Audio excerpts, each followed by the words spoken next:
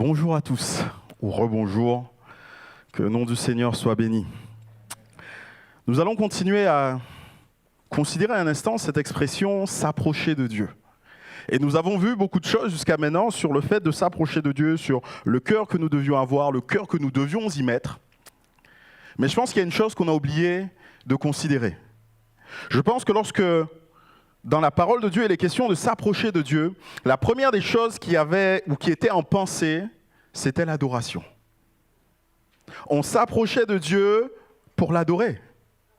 Pourquoi d'autre s'approcher de Dieu? Bien sûr, on vient pour s'approcher de Dieu, pour lui demander beaucoup de choses et recevoir. Mais la première des choses, ce qui est le plus important, c'est pour nous d'apporter notre louange et notre adoration à Dieu. Connaissez ce passage de Romains 12 qui nous dit d'offrir vos corps comme un sacrifice vivant et vrai, ce qui sera de votre part un culte raisonnable. Et dans l'idée de s'approcher de Dieu, nous ne voulons pas passer à côté du fait qu'il y a aussi cette idée d'adorer. Notamment quand vous lisez le livre des Hébreux. Le livre des Hébreux a cette particularité où il est souvent repris de s'approcher de Dieu, notamment à trois reprises importantes. Hébreux 4, 16, si je ne me trompe pas, Hébreux 10, 19 et Hébreux 12, 19. À peu près, mais en tout cas les chapitres c'est sûr, les versets je peux me tromper, où il nous est à chaque fois dit de nous approcher de Dieu. Et notamment dans Hébreux 10, 19, il nous est dit « Approchez-vous puisque nous avons un souverain sacrificateur. Approchez-vous du temple, approchez-vous, allez au-delà du voile et ainsi de suite. » Quand vous lisez, en fait, vous vous rendez compte qu'il y a à chaque fois des termes qui renvoient à l'ancienne alliance. Des termes qui nous renvoient à ce moment où le peuple d'Israël, quand il voulait, ou toute autre personne qui voulait s'approcher de Dieu, devait aller dans un lieu physique pour rapprocher, pour louer Dieu. Il est question ici de louer Dieu et de s'approcher pour le louer. Bien sûr, nous ne sommes pas dans l'ancienne alliance, vous allez me le dire, et vous avez raison de me le dire. Mais je pense qu'au travers de ce qu'ils pouvaient vivre et de la manière dont ils avaient de s'approcher de Dieu, je pense qu'il y a certaines choses ou certaines informations que nous pourrons tirer, certains exemples. Et ce matin, ce que je voudrais qu'on fasse, c'est qu'on s'arrête à la manière d'un homme en particulier ou d'un groupe d'hommes, la manière dont ils parlent de s'approcher de Dieu. Et nous allons faire une lecture dans le psaume 84. Et dans ce psaume, nous allons voir qu'il y a là comme un schéma pour s'approcher de Dieu.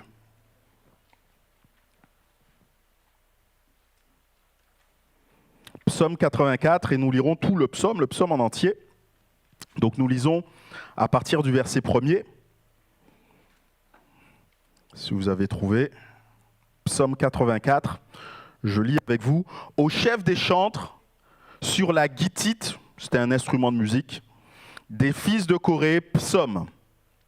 Que tes demeures sont aimables, Éternel des armées. Mon âme soupire et languit après les parvis de l'Éternel. Mon cœur et ma chair poussent des cris vers le Dieu vivant. Le passereau même trouve une maison, et l'hirondelle un nid où elle dépose ses petits. Tes autels, Éternel des armées. Mon Dieu et mon roi. Heureux ceux qui habitent ta maison. Ils peuvent te célébrer encore. Heureux ceux qui placent en toi leur appui, ils trouvent dans leur cœur des chemins tout tracés. Lorsqu'ils traversent la vallée de Baca, ils la transforment en un lieu plein de sources. Et la pluie la couvre aussi de bénédictions. Leur force augmente pendant la marche et ils se présentent devant Dieu à Sion. L'Éternel, Dieu des armées, écoute ma prière. Prête l'oreille, Dieu de Jacob, pose. Toi, qui es notre bouclier, vois, ô Dieu, et regarde la face de ton oint. Mieux vaut un jour dans tes parvis que 1000 ailleurs. Je préfère me tenir sur le seuil de la maison de mon Dieu, plutôt que d'habiter sous les tentes de la méchanceté. Car l'Éternel Dieu est un soleil et un bouclier. L'Éternel donne la grâce et la gloire. Il ne refuse aucun bien à ceux qui marchent dans l'intégrité. Éternel des armées, heureux l'homme qui se confie en toi. Amen. Amen. Nous avons ici un psaume qui a été écrit, je disais, par un homme ou un groupe d'hommes, on ne le sait pas vraiment, en tout cas il est présenté comme cela, des fils de Corée. Avant que nous allions plus en détail dans le psaume, arrêtons-nous déjà sur ça, des fils de Corée. Corée est un personnage particulier de la Bible, puisque c'est un personnage qui s'est révolté à un moment donné. Il avait été appelé à servir Dieu, c'était un lévite, il avait été appelé donc à servir Dieu, et à un certain moment, ce lévite s'est dit, mais pourquoi est-ce que ce devrait être Aaron qui a la primauté, qui doit s'approcher de Dieu? Tout le monde devrait pouvoir s'approcher de Dieu. Et il a conduit le peuple dans la rébellion comme cela. Et vous savez ce qui s'est passé? Dieu a puni cette rébellion.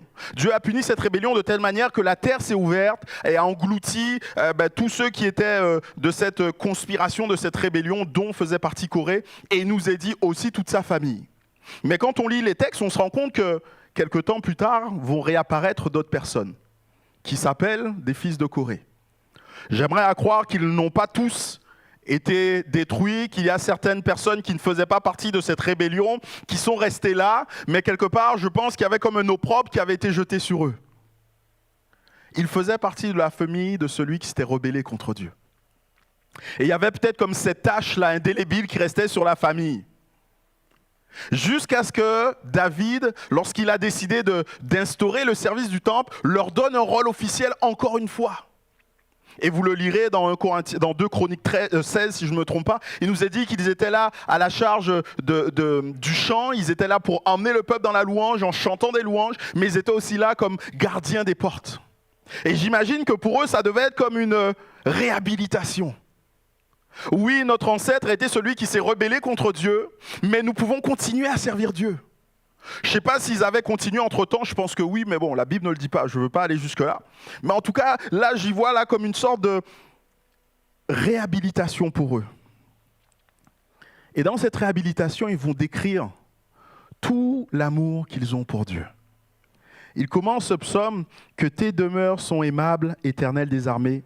Mon âme soupire et languit après les parvis de l'Éternel. Mon cœur et ma chair poussent des cris vers Dieu vivant. » Ils aiment la maison de Dieu. Ils aiment cet édifice où Dieu est présent. De tout temps, lorsqu'on réfléchit, les hommes ont toujours construit des édifices en l'honneur de leur divinité. Et les édifices qu'ils construisaient devaient être à la ressemblance, à la magnificence de celui qu'ils voulaient honorer. Ils n'auraient pas fait une toute petite maison, un tout petit édifice, un tout petit bâtiment pour honorer un Dieu qui était grand. Et même Israël est dans le même cas de figure. Lorsqu'on regarde la manière dont ils ont construit les différents édifices qui étaient associés à Dieu, on se rend compte de la grandeur et de la magnificence que cela devait avoir. Lorsque vous lisez dans le livre de l'Exode la manière dont le peuple de Dieu a créé le tabernacle selon les instructions de Dieu, il nous est dit, Exode 38, verset 24, qu'il a fallu en tout 900 kilos d'or et 3 tonnes d'argent. 900 kilos d'or et 3 tonnes d'argent. Quand vous lisez bien le texte, vous vous rendez compte qu'ils ont mis à côté des bois précieux. Ils ont mis à côté des artisans même que Dieu avait choisis, qu'il avait établis pour cela. Ils ont créé des huiles, des parfums qu'ils ne devaient utiliser d'aucune autre manière. Tout ça pour décrire la grandeur, la magnificence de Dieu. Et quand on en arrive au temple de Salomon, les chiffres donnent le vertige. 3000 tonnes d'or, 30 000 tonnes d'argent et une quantité de bronze et de fer qui n'est pas possible de poser tant il y en avait. Et ça, c'est ce que David avait mis de côté tout au long de son règne et qu'il a donné à son fils Salomon. Mais avant de mourir, David a rajouté 90 tonnes d'or et 120 tonnes d'argent qui lui appartenaient en propre. Et comme si ça ne suffisait pas, le peuple et les principaux du peuple ont rajouté 150 tonnes d'or, 10 000 pièces d'or, 300 tonnes d'argent, 540 tonnes de bronze et 3000 tonnes de fer. Je vous laisse faire le calcul de tout ce que ça fait. Mais on comprend bien là que les hommes, lorsqu'il s'agit de faire quelque chose pour Dieu, sont prêts à faire quelque chose de grandiose et de se donner tout cela. La reine de Séba, lorsqu'elle est venue, je suis sûr qu'elle a dû être émerveillée par la beauté du palais de Salomon, il nous l'a dit, mais aussi par le temple de Dieu. Aujourd'hui encore, les hommes sont capables de s'émerveiller devant les constructions qui ont été faites il y a des dizaines et des centaines d'années pour honorer Dieu. Aujourd'hui encore, on peut être émerveillé de toutes ces choses. Mais ici, il faut bien comprendre que les fils de Corée ne sont pas émerveillés par l'architecture. Oui, l'architecture était extraordinaire, mais ils vont bien plus loin que cette architecture. Ils ne sont pas là pris par un mysticisme étrange. Vous savez, certaines personnes dans certains lieux vont comme ressentir des choses et vont se dire « Ah oui, ici, c'est la présence de Dieu ». Il n'est pas ici question de ce mysticisme. Il n'est pas non plus question ici de superstition pour ces hommes, de se dire, comme c'est la maison de Dieu, il faut que je m'y trouve et il faut que je sois là. les choses sont tout à fait différentes pour eux. Pour eux, ils ne sont pas impressionnés par l'architecture, pas mystiques, pas superstitieux. En fait, les fils de Corée sont spirituels. Les fils de Corée sont spirituels.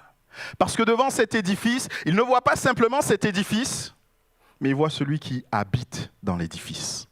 Même si celui-ci n'est pas visible des yeux humains, mais par les yeux de la foi, ils savent qu'il habite dans cet édifice. Et ils voient celui qui habite dans cet édifice, et c'est vers lui que pousse leur adoration. Ils diront, mon cœur et ma chair poussent des cris de joie vers Dieu. Mon cœur et ma chair poussent des cris de joie vers Dieu. Mon âme tout entière est à la joie. Ils expriment leur amour. Ils désignent leur être le plus profond. Mon âme est dans la joie, mon âme est dans l'allégresse. Mon âme ne veut pas être ailleurs que dans ce lieu parce que c'est là où Dieu est présent. J'ai faim et j'ai soif de cette présence. L'auteur ici est prêt à crier, à pousser un cri d'allégresse pour la présence de Dieu. En comparaison, nous tout à l'heure, on n'a fait que chanter, j'ai presque envie de dire timidement. Je ne sais pas pour vous, mais quand je lis le livre de l'Apocalypse qui nous est dit que lorsque devant l'agneau, nous chanterons les louanges de l'agneau, et que ce sera comme un bruit de grandes eaux. Wow. Seigneur, donne-nous de vivre encore ces temps, qui seront tellement plus grands que tout ce qu'on peut connaître sur cette terre. Je crois que vous l'avoir déjà dit, mais lorsque nous étions à Bordeaux, on était à quelques centaines de mètres du stade, à l'époque où les Girondins de Bordeaux, le club de foot, jouaient. Et souvent, le dimanche après-midi, alors que nous étions en réunion, on pouvait suivre l'évolution du score en fonction du bruit qu'on entendait qui venait du stade. Les hurrahs et les clameurs arrivaient jusqu'à nous. Et un jour où on était de service avec certains, donc on était à l'extérieur, on entendait cela, et on s'est fait cette réflexion de se dire, mais est-ce que ce ne serait pas beau qu'on entende le peuple de Dieu louer Dieu comme cela? Est-ce que ce ne serait pas beau que tous entendent le nom de Jésus qui est élevé, qui est proclamé? Bien-aimé, un jour viendra où toute langue confessera que Jésus-Christ est Seigneur. Et en tout cas, j'ai hâte de vivre ces moments où le Seigneur nous permettra de vivre sa grandeur et d'être rassemblés avec lui. Mais le psalmiste ici veut pousser un cri de joie. Voici à quoi ressemble le désir de Dieu, c'est de vouloir être dans sa présence, de vouloir le louer, de vouloir l'adorer, de vouloir s'approcher de lui, de vouloir le toucher. Là, il décrit une joie totale. Il veut être dans la présence de Dieu.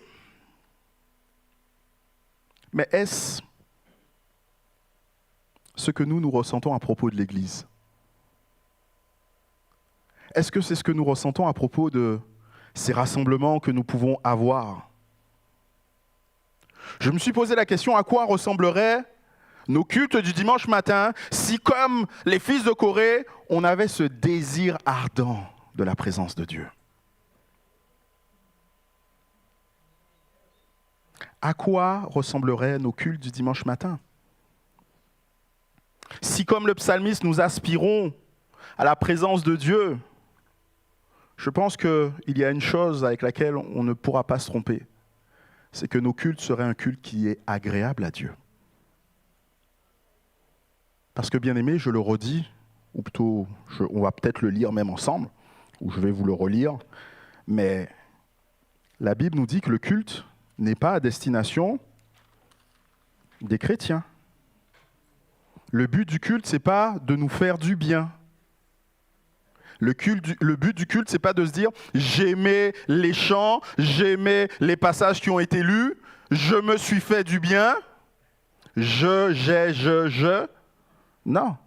Paul nous dit, Romains 12, « Je vous exhorte donc, frères, par les compassions de Dieu, à offrir vos corps comme un sacrifice vivant, saint, agréable de votre part, ce qui sera de votre part un culte raisonnable. » Je relis, histoire d'être sûr que je ne me suis pas trompé. Ah non, je ne me suis pas trompé, il n'est pas question de se faire du bien. Ça ne rentre jamais en ligne de compte. Le but du culte, le but pour moi de m'approcher de Dieu, ce n'est pas de me faire du bien, ce n'est pas d'en retirer quelque chose, c'est d'apporter quelque chose à Dieu. Et ici, nous voyons que ces hommes, les fils de Corée, n'ont pas un autre désir que cela. Ils désirent la présence de Dieu. Et pour eux, la présence de Dieu est préférable à toute autre chose. Ils veulent être dans la maison de Dieu. Ils veulent être dans la maison de Dieu. Tant et si bien que il en arrive à jalouser des oiseaux. Dans le passage, il nous est dit, au verset 4, « Le passereau même trouve une maison, et l'hirondelle un nid où il dépose ses petits. Tes autels, éternel des armées, mon Dieu, mon roi. » Il en arrive quelque part à jalouser les oiseaux. Vous savez pourquoi ? Parce que les oiseaux pouvaient faire leur nid dans le temple. Les oiseaux, on a beau des fois essayer de les chasser, de ne pas leur permettre de faire ce qu'ils veulent, mais ils sont libres. Et là, il est peut-être là en train de repenser à une scène qu'il a vue alors qu'il était au pied du temple. Et là, il a vu ces oiseaux qui étaient là et qui avaient fait leur nid là dans la présence de Dieu. Il se dit, mais qui a plus de chance qu'eux ? Ils sont tous les jours dans la présence de Dieu. Ils sont tous les jours dans le parvis de Dieu. Ils peuvent constamment s'approcher du Dieu vivant. Oh, que j'aimerais être à leur place. Oh, que j'aimerais être comme eux. Et il termine au verset 5 en disant, « Heureux ceux qui habitent ta maison, ils peuvent te célébrer encore. » Il a bien compris que plus on est proche de Dieu, plus on peut rester dans la présence de Dieu. Et plus on est dans la présence de Dieu, plus on s'approche de Dieu, plus on peut le célébrer. Il ne dit pas « Heureux ceux qui habitent dans ta maison, ils peuvent recevoir des bénédictions sans cesse et sans fin. » Là encore, il renvoie au fait de simplement célébrer, adorer, apporter à Dieu, donner à Dieu, parce que c'est là le but de la louange. S'approcher de Dieu ne peut pas avoir un autre objectif que celui-ci. Il désire ardemment s'approcher de Dieu. On continue la lecture de ce psaume. Et après le verset 5, il y a un petit mot que je n'ai pas lu, je crois, dans ma lecture, mais le petit mot qui est un mot « pause ». Alors souvent, certains m'ont posé la question, à quoi servent ces mots dans la Bible ? Alors il faut savoir que les psaumes étaient comme des recueils de chants. Et comme ils étaient chantés, des fois il fallait poser pour respirer et avant d'attaquer la strophe suivante. Mais je pense aussi que c'était des moments où on devait se poser et réfléchir à ce qu'on avait dit juste avant. Il désire s'approcher de Dieu. Il désire s'approcher de Dieu. Et il va continuer en nous disant au verset 6, « Heureux ceux qui placent en toi leur appui, ils trouvent dans leur cœur des chemins tout tracés. Lorsqu'ils traversent la vallée de Baca, ils la transforment en une source de pluie et il la transforme en un lieu plein de sources et la pluie la couvre aussi de bénédictions. Leur force augmente pendant la marche et se présente devant Dieu à Sion. » Là, on a comme changé de décor. Au tout début, il nous parlait de la maison de Dieu et de ce qui est merveilleux dans la maison de Dieu. Et là, il nous parle d'un lieu qui est compliqué, la vallée de Baca. Comment est-ce qu'on est passé de l'un à l'autre ? Tout simplement parce que nous sommes appelés à ne pas rester dans la maison de Dieu. Les Lévites ici, une fois que David avait établi l'ordre et la manière de servir, on se rend compte qu'ils avaient chacun leur tour. Si vous voulez trouver un indice de cela, vous regardez dans le livre de Luc, là, lorsqu'il est question de Zacharie, le père de Jean-Baptiste, il nous a dit qu'il a servi selon son ordre, selon l'ordre de sa lignée. Donc c'était son temps de servir, c'était son temps de se trouver dans la présence de Dieu. Et une fois qu'ils avaient fini de servir leur temps, ils pouvaient rentrer chez eux. Et j'imagine qu'il est peut-être en train de parler de ce moment où il n'est plus dans la présence de Dieu, où il n'est plus là devant le temple qu'il peut regarder. Mais il est là dans un autre temps, dans un moment qu'il qualifiera lui-même de vallée de Baca. Un temps où il n'y a plus la présence de Dieu, là, ou en tout cas où le temple qui matérialise la présence de Dieu n'est plus présent. Et quand il fait ici ce constat, et quand il décrit ici cette scène, je pense qu'il y a plusieurs choses qu'on pourrait constater, mais je voudrais relever juste 2 choses. La première de ces choses, c'est que tout lieu qui est éloigné de la maison de Dieu est un lieu difficile à vivre. Il dit, je suis dans la vallée de Baca. Ce n'est pas à vous que je vais l'apprendre, vous qui habitez cette région si montagneuse. Lorsqu'on parle de vallée, il faut aussi entendre montagne. Il n'y a pas de vallée sans montagne. Et les montagnes nous parlent de difficultés. Elles sont là comme des obstacles qu'il faut soit contourner, mais ça prend du temps, soit des obstacles qu'il faut gravir, et là ça faut de l'énergie, et aussi du temps d'ailleurs. Lorsqu'on parle de montagne, on peut voir là comme un obstacle. Un obstacle qui, même des fois, vient comme faire de l'ombre, empêcher à la lumière de paraître. Je me souviens la première fois, vous savez, mon épouse est d'origine alsacienne et on a encore de la famille là-bas. Et de temps en temps, nous allons en Alsace. Et vu que nous sommes pas loin, on traverse, on transite par la Suisse. Et je me souviens de la première fois où nous sommes revenus. Alors que nous sommes là, on arrivait du côté de l'autoroute, on a cette grande descente, pour ceux qui connaissent, on a du côté suisse, on voit le lac et on voit les montagnes imposantes au loin, les Alpes. Et ce qui m'avait frappé en revenant, c'était que tout le côté français avait l'air dans l'ombre, à cause des montagnes, à cause de la hauteur des montagnes, qui sont là tellement imposantes qu'elles sont presque là à cacher la lumière du soleil. Et vous le voyez bien, nous qui habitons ici, souvent nous on a un peu froid ici, et lorsqu'on regarde en face, il y a un grand soleil, grand beau, mais nous on est à l'ombre. Pourquoi ? Parce qu'il y a les montagnes derrière. Et les montagnes peuvent être là comme un obstacle. La vallée des pleurs. Si elle s'appelle la vallée des pleurs, ce n'est pas parce qu'on y trouve la joie. C'est au contraire parce que certainement, on y vit des difficultés et on a du mal à contourner ces moments. Le premier constat, c'est cela, c'est tout lieu loin de la présence de Dieu, c'est que c'est un lieu difficile à vivre. Mais le deuxième constat, c'est que qu'importe le lieu difficile à vivre où on se trouve, il existe un chemin pour s'approcher de Dieu. Heureux celui qui se confie en l'Éternel, il trouve dans son cœur des chemins tout tracés. Il existe un chemin pour s'approcher de Dieu. Ici, la vallée de Baca n'est pas un lieu de stationnement. La vallée de Baca n'est pas un lieu où on va s'arrêter, où on va prendre place, où on va camper, où on va demeurer ad vitam aeternam. Ce n'est qu'un lieu de passage, un lieu de transition. Et malgré la réputation de ce lieu, il est possible que ce lieu soit un lieu de bénédiction. Il est possible que ce lieu soit un lieu de bénédiction, mais ce n'est pas pour tout le monde. C'est pour simplement certaines personnes, certains initiés, pour ceux qui comptent en l'Éternel, pour ceux qui s'appuient en l'Éternel. Il y a des lieux sur la planète qui peuvent paraître hostiles et qui le sont. Si jamais nous, on est perdus en pleine jungle amazonienne, je ne donne pas cher de notre peau, je ne sais pas combien de temps on va vivre. Pourtant, il y a des peuples qui vivent là depuis des années, qui savent se repérer, qui savent se nourrir, qui savent se soigner. Et je pense que nous, chrétiens, nous sommes un peu comme cela.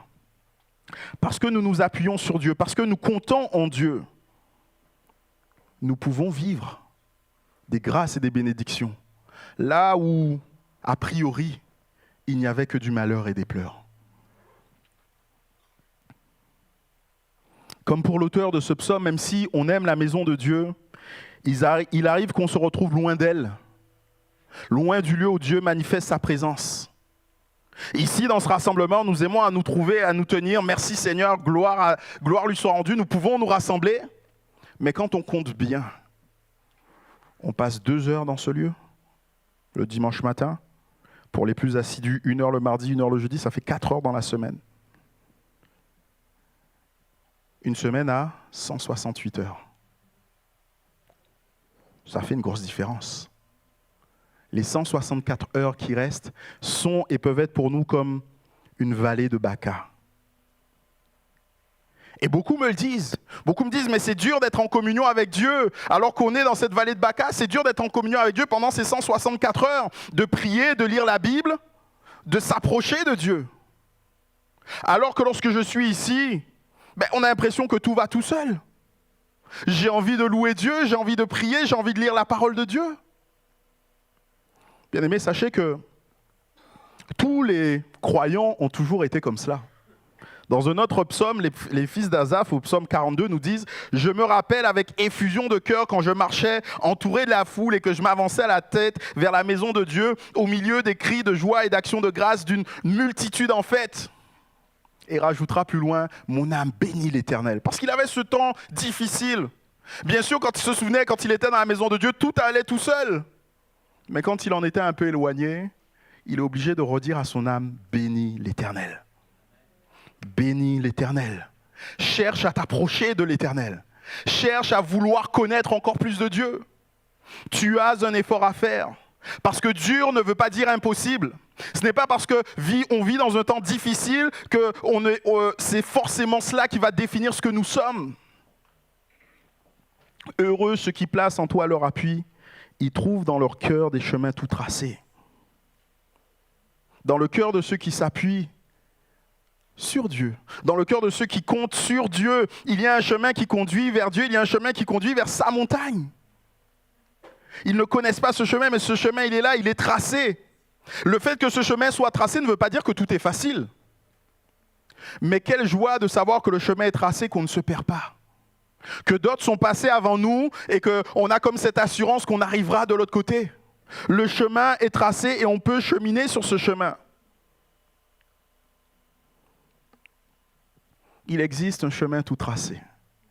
Cela m'a fait penser à ce que nous avons partagé la semaine dernière. Une route nouvelle a été inaugurée. Un chemin est tracé. Pour nous, il n'était pas possible d'aller vers Dieu. On était comme dans la vallée des pleurs. On était dans ce moment difficile, ne sachant où aller. Mais une route nouvelle a été inaugurée.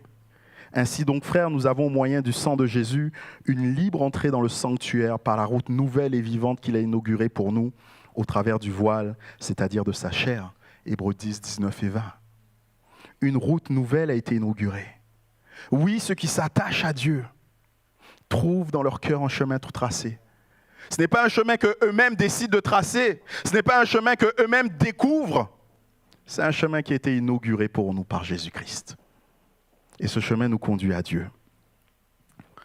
Bien-aimé, le psalmiste n'est pas là où il voudrait être. On l'a vu, son cœur est pour être dans la maison de Dieu. Il n'est pas là où il voudrait être. Les circonstances de la vie semblent comme contrecarrer son désir. Il voudrait s'approcher de Dieu, mais il se retrouve loin de lui. Et face à cela, il a une attitude particulière, c'est qu'il va désirer encore plus de Dieu. Il va désirer encore plus de Dieu. Parce que je pense qu'il a compris cette réalité spirituelle. La vie ne consiste pas à avoir tout ce que l'on veut. La belle vie du chrétien ne consiste pas à avoir tout ce qu'il veut, mais il s'agit plutôt d'avoir Dieu, même au milieu de tout ce qu'on ne voudrait pas. La belle vie, ce n'est pas avoir tout ce que je veux, mais c'est d'avoir Dieu, c'est d'avoir Christ, même au milieu des pires épreuves.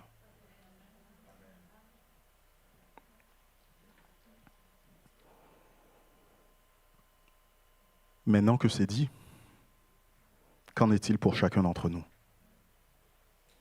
Après quoi est-ce qu'on court? Quelle chose après laquelle on met notre énergie? Nos carrières professionnelles,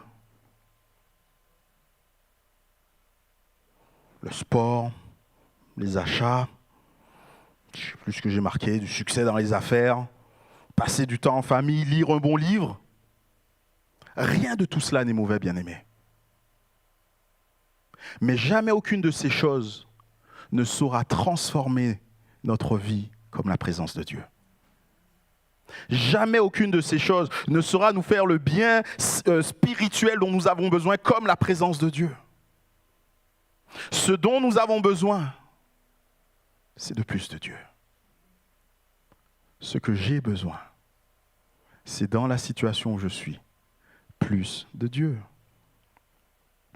Et j'aimerais vraiment nous encourager à réaliser que nous pouvons avoir plus de Dieu à tout moment. Dieu est présent et Dieu nous accompagne tous les jours de notre vie. Merci Seigneur. Mais je crois qu'il y a une grâce particulière et supplémentaire à ces rassemblements que nous vivons. Ces rassemblements qui sont et qui doivent être comme un temps de restauration, comme un temps d'oasis dans ces déserts.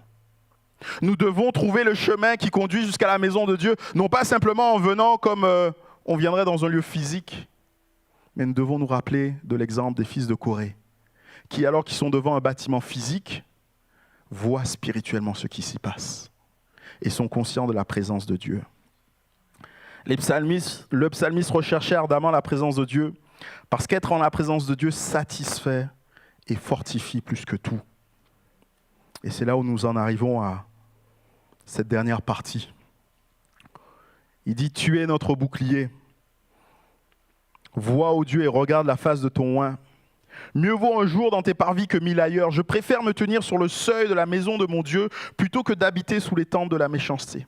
Car l'Éternel Dieu est un soleil et un bouclier. L'Éternel donne la grâce et la gloire. Il ne refuse rien, aucun bien à ceux qui marchent dans l'intégrité. Éternel des armées, heureux ceux qui se confient en toi.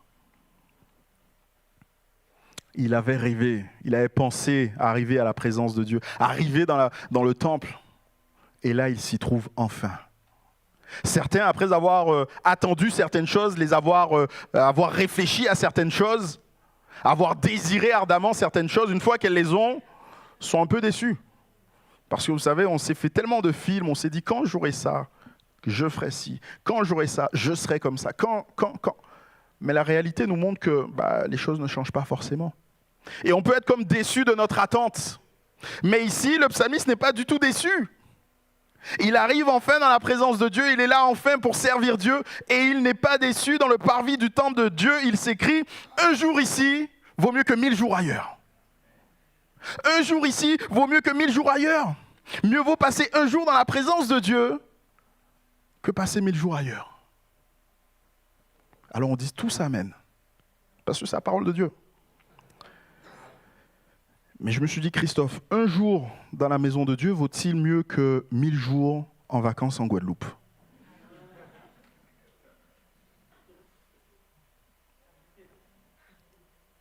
Alors j'ai pris un exemple juste pour moi parce que je ne veux pas vous mettre mal à l'aise. Mais je pense que chacun d'entre nous, on pourrait mettre quelque chose en face. De se dire, est-ce que pour moi, un jour dans la présence de Dieu vaut bien mieux que 1000 jours ailleurs? Pour lui, c'est le cas. Il dit, je préfère rester un jour dans tes parvis que d'aller n'importe où ailleurs sur ce monde. Un jour dans ta présence. Il va même jusqu'à dire, et c'est comme ça que je l'ai compris aussi, que même s'il faut 1000 jours pour arriver dans la présence de Dieu, je suis prêt à passer les 1000 jours parce que ça vaut le coup.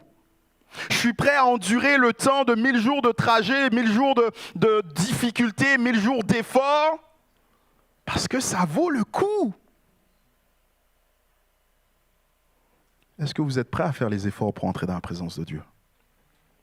Ah oui, la présence de Dieu, bien-aimé, n'est pas acquise. Approchez-vous de lui, il s'approchera de vous, c'est une réalité. Mais on ne s'approche pas de Dieu n'importe comment. Il ne s'agit pas de dire aujourd'hui je vais venir, demain j'arrête, après-demain je reviens, je vais arrêter encore pendant 3 semaines et je... Non. Il y a des efforts, il y a une constance à avoir. Est-ce que vous êtes prêt à faire ces efforts? Oh, mais ça fait 2 jours que je prie et rien. 1000 jours, hein. Continue. Il te reste 998 jours à faire. Et quand tu auras fait 998 et que tu auras fait 1000, on en reparlera.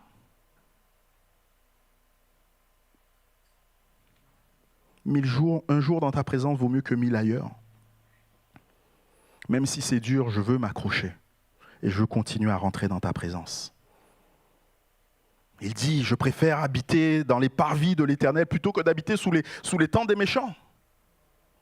Ce qu'il est en train de dire tout simplement, c'est que je préfère être un SDF à la porte de l'église, je préfère être un mendiant à la porte de l'église plutôt que d'avoir une tente remplie avec tout ce qu'il faut. C'est plus intéressant pour moi de ne rien avoir à la porte de Dieu que de tout avoir loin de Dieu.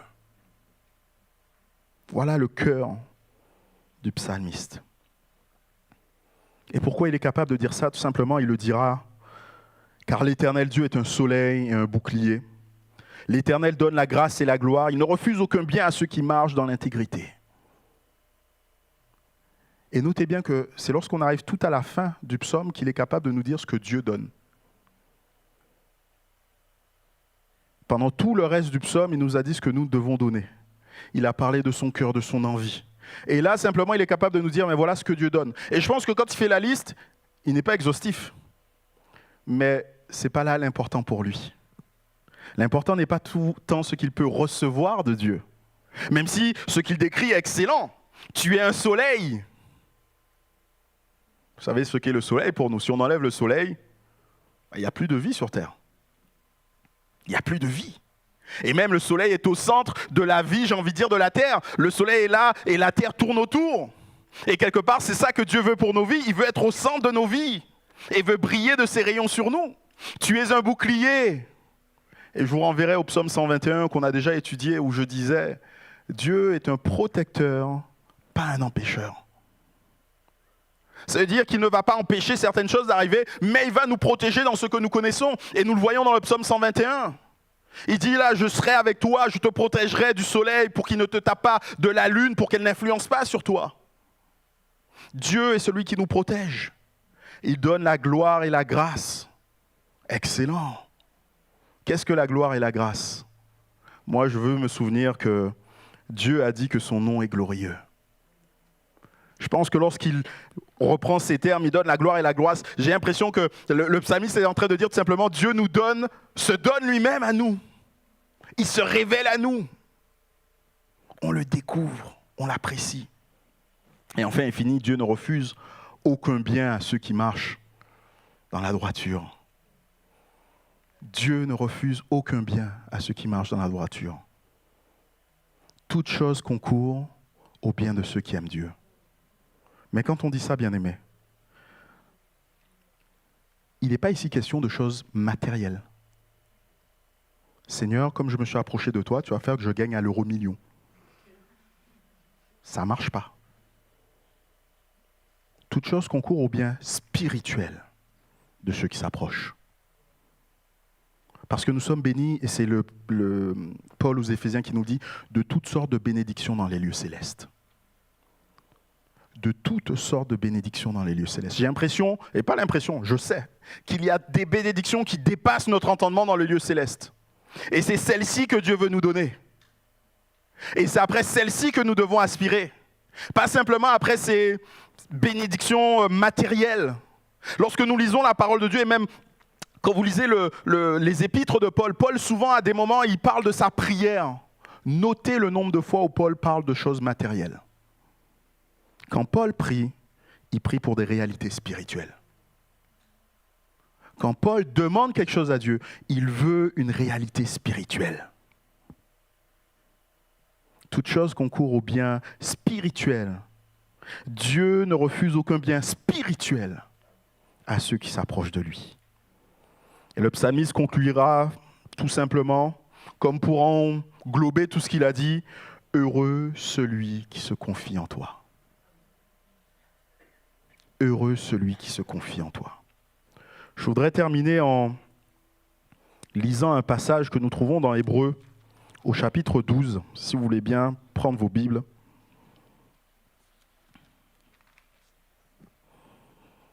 Hébreux 12.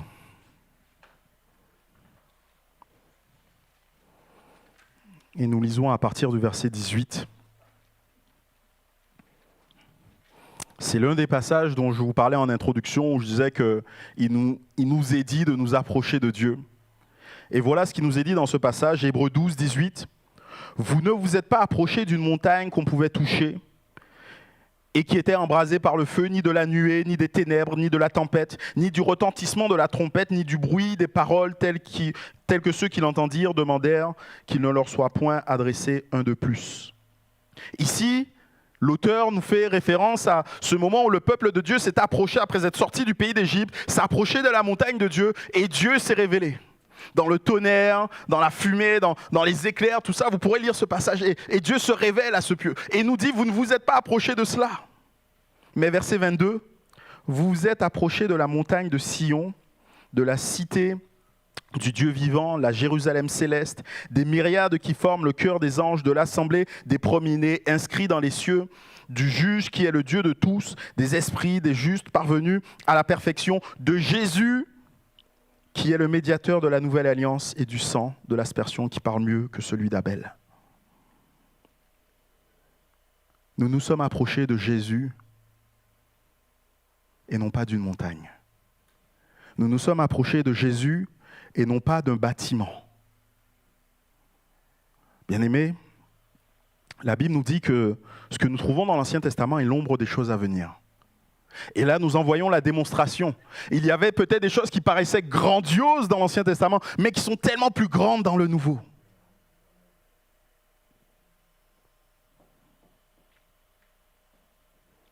Ça veut dire que nous avons beaucoup plus que l'auteur de du psaume 84.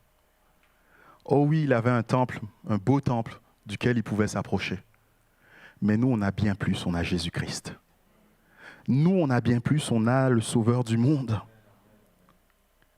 Mais la question que je veux nous adresser, c'est est-ce que nous vivons bien plus que ce que lui, il vit? Oui, nous avons plus, mais est-ce que nous vivons plus que ce que lui, il vit? Si nous ne vivons pas plus, c'est peut-être parce qu'il y a un problème dans notre manière de nous approcher de Dieu. Et l'exemple qu'il nous donne, cet homme, est tout simplement de désirer ardemment. Seigneur, donne-moi à désirer ta présence. Donne-moi à aimer ta présence. Et même quand je passe dans la vallée de Baca, je veux encore regarder à ce chemin qui est tout tracé, Seigneur. Qui va me conduire où? Qui va me conduire jusqu'à Sion, jusqu'à toi. Je veux demeurer dans ta présence, je veux m'approcher de toi, Seigneur. Je l'ai dit à de nombreuses reprises et je veux le redire. Pour moi, ce qui doit caractériser notre Église, c'est la présence de Dieu. Je discute avec beaucoup et certains me disent on ne voit plus les miracles, on ne voit plus ci, on ne voit plus ça. Ce serait bien qu'on ait des miracles. Ça, je dis non, moi je ne veux pas tout ça. Je veux la présence de Dieu. Les miracles, bien aimés, les démons en font.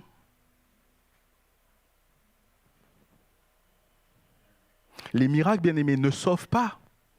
Qui plus que Jésus a fait des miracles? Et pourtant, à la croix, on dit tous crucifie-le. Oui, on veut certaines choses et des choses qui des fois, faut le reconnaître, flatteraient notre ego, flatteraient notre foi de chrétien. Des choses qui frappent l'œil. Quelque part, ça tombe dans la convoitise des yeux. Mais la Bible nous enseigne à ne pas regarder à ces choses. La chose qui était la plus importante lorsque le peuple est sorti d'Égypte, Moïse le dira, c'est ta présence, ô Dieu. Et je prie pour que la présence de Dieu soit manifestée dans nos cœurs, dans ma vie, dans vos vies, dans nos vies en tant qu'Église. Amen. Seigneur, nous voulons encore te remercier pour ta parole. Nous voulons encore te remercier, Seigneur, pour cet exemple que nous donnent les fils de Corée. Nous voulons surtout nous souvenir que ce dont ils s'approchaient n'était que l'ombre des choses à venir. Et pourtant, Seigneur, dans le cœur de ces hommes, il y avait cette joie, il y avait cette attente, il y avait ce désir ardent de te rencontrer. Et même lorsqu'ils passaient dans des moments difficiles, ils s'attendaient à trouver ce chemin qui les conduirait jusqu'à toi. Seigneur, je veux prier pour que nous ayons la compréhension que nous ne nous approchons pas du nombre, mais nous nous approchons de la réalité de Jésus-Christ crucifié, mort pour nos péchés, mais vivant à la droite de Dieu le Père. Et Seigneur, cette réalité doit nous amener à vivre autrement, à nous approcher de toi autrement. Je prie pour que notre manière de marcher soit transformée, Seigneur. Pour que nous ayons cette faim, cette soif, ce désir de te connaître et de te rencontrer. Que même lorsque nous nous trouvons dans ces endroits que nous ne voulons pas, que nous sachions te chercher toi, parce que si nous t'avons toi au milieu de tout ce qui ne nous plaît pas, nous avons l'essentiel. Merci encore, Seigneur, de bénir nos cœurs et nos vies. Sois glorifié en tout temps, mon roi. Amen.